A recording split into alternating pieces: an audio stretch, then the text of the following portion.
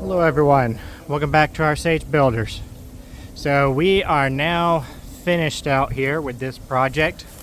I just spent a whole day trying to wrap up a whole bunch of little bitty things that I need to do to finish up. So we've got the line sets all ran across here for the mini split system that's in. It's a 3-head. The unit will handle up to 4, but it's a 3-head system that we purchased and installed. All of the line sets are pre-made and pre-charged that come with this particular style of unit, which is really handy if you don't want to mess with actually handling the Freon at all. But so that's in. I'm actually testing it right now. I tested the cool for the amount of time. It's telling you to test it for 30 minutes total. A minimum of 5 minutes on each, which I don't really get that because that's only 10 minutes. But anyways, it says do it for 30. I did the test on the cooling, and then I put it on heat and I'm testing it. When I go in, I'll probably turn it back on cooling because it is nice and warm out here today. So this is where the chimney used to be. You can see where we patched that up through there. Mainly, we used the old siding that we tore out from down here where we tore back so that we could connect the ledger from the addition to the old house. And we used that siding to patch up through there. Definitely looks a lot better than this option here, which is what the previous guys did. So you can still tell it if you're looking for it, but most people are not going to see it. And that up there is going to be mostly visible because it's brand new versus the rest of it. He's planning on probably getting all that eaves repainted sometime in the near future, so didn't want to go through the trouble of doing it right now, he said. We've just primed it to protect it. But this is the outside right here with our steps, our nice brand new door. I want to back the camera up now. So coming through, we do have a dimmer switch on these lights. The dimmer's on the other end. I'm not sure what it's set on, but either way, flooring's all in, paint's all done, everything is completed. I'll leave the energy stickers on there for the homeowners. They can take them off whenever they're ready. So that 85 is solid on when you see it in person, but on the camera's catching it up through the pixels on it apparently. Anyway, the heat is definitely working. It says to turn it up to its maximum. I definitely do not want that, so I'm going to go ahead and turn it on to cool and turn that down.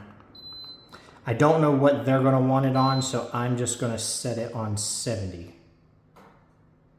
And I believe it's acting like it's just fine there. It's going to take a second to reset from the heat.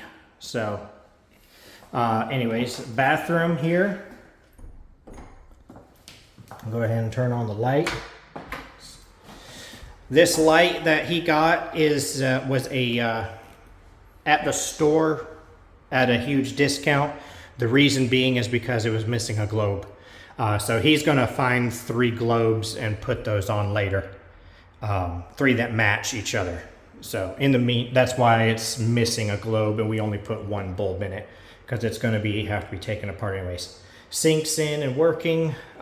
We got this little setback that we needed to do to be able to hide the old cast iron drain pipe going up to the upstairs, but it fits good with that. Come around the door here, and there is the shower. The shower head they selected, the rain head, which is really nice. The only thing that I don't particularly like about it in here, which he noticed it afterwards too. Of course, they bought it without seeing it in place, is the fact that it comes almost perfectly centered over the light, so it shades the entire thing. But so he said they might end up changing this whole shower head setup out later because of that. But this is a curbless shower. It it's flat, and then right here it angles down to a linear drain on the other side. Went with large tiles is what they used this time for the actual shower.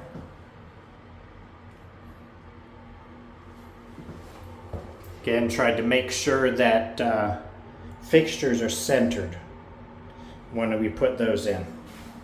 I really like it re-centered. It just makes it look so much better.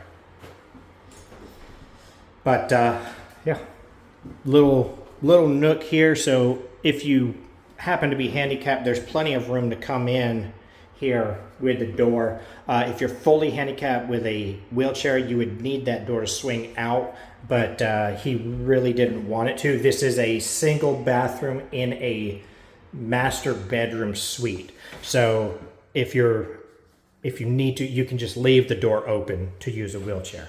But he didn't want to take up the space on the hallway and swing it out. But for the closet, he didn't want nothing super fancy. Went with just some standard wire shelving. But nice large closet. This section over here is 5.5 feet double stacked. And then this one is about 3.5 feet single stack, so for longer clothes and stuff underneath it, with a little more storage above the top of it. So that's that. We got door stops. Most of them I have up top on the hinge. It just depends on how the operation goes. See, this opens into the closet door, so with that I couldn't really do one on the baseboard. Coming down through this nice large opening here, of course, this is the room that y'all have seen the most, because it is, of course, the one that I did all the painting, did the receptacles. Again, I'm just going to grab this remote here and change this heater down to cooling. Put it on 70. Mainly going to put it on 70 to get it down, and then they can adjust it up from there. Because we do want it to kind of run for a good long time, either hot or cold, to break the unit in, essentially. That's kind of what that test run is for. It's to really work the unit to get all of the Freon flowing and stuff. So coming through here, of course, this used to be a nice narrow door here. I think it came in about that much and about that much here. So it was really narrow. Open that up. And of course, this right here also, again, came in about there. And then this side came in about there. So it was just a little bitty opening. So we opened it up. Makes it so you don't feel like you're crowded and tight trying to just squeeze into the kitchen. Another thing we did is we enlarged this door to a standard 32-inch door, 2 foot 8 inches, and swung it in to the stairwell, a landing. That's the way that they wanted to do it. It frees it up down through here, just being able to walk in towards. There's a laundry room in there, but it's also the actual homeowner's storage, so I'm not going that direction. I haven't shown y'all anything in there anyways. Mainly the only thing we did was run the wires and then hook up the water heater back in there, a new water heater for this section. Cut my finger the other day. Just realize you probably obviously see that on the camera. But anyways, kitchen, of course, here. It's the original cabinets. We've just painted them with some nice new white paint. The original stove that was here, we have added, because we had that dead space behind the shower and the block wall that's separating the bathroom in here. And so we basically, this is just a pre-build.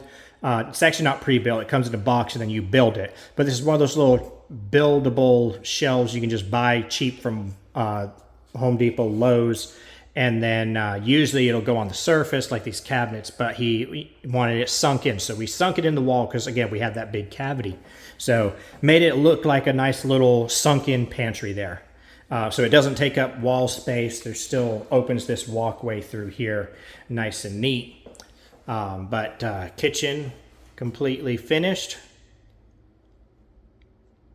Refrigerator is one that was here as well. Then continuing down the hallway, this bathroom, if you look back on the first video or remember from the first video, this thing went way down. So we used, I think, probably 4 or 5 bags of floor leveler in here to make this floor really close to being level. And then we tiled it. We didn't do a lot in here. Of course, we redid the ceiling. Mainly, we had to redo the ceiling. We rewired it, and then we painted all the walls. So the walls are still original to what they were.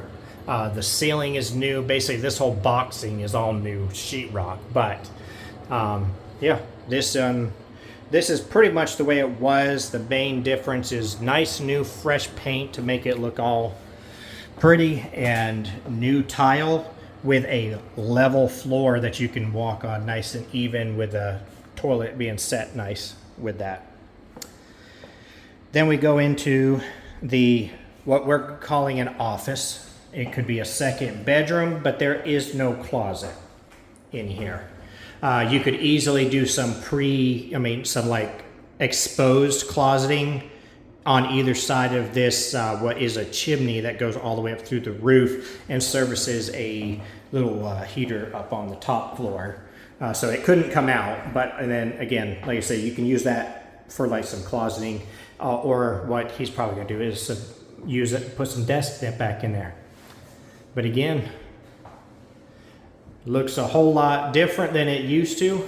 All new sheetrock, new wiring, new paint, with some nice bright paint colors, which really help with and yeah, these lights in the hall are down just a hair. But yeah, it looks a whole lot different. If you go back and watch the original video did have some stuff torn out. Actually, I think a lot of it was torn out, but this has definitely come a long way. Moving on to the next project. It has been interesting working with this one, fun, but it's always nice to move on to the next one. So hope you've enjoyed watching. Like, subscribe, and I'll see you the next time.